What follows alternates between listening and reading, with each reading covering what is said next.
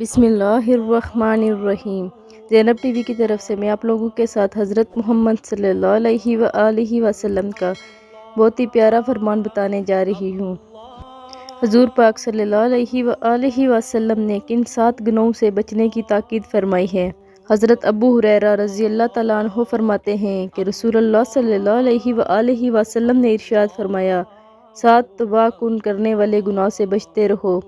صحابہ اکرام رضوان اللہ علیہ اجمعین سے پوچھا کہ یا رسول اللہ صلی اللہ علیہ وآلہ وسلم، وہ کون سے 7 گناہ ہیں؟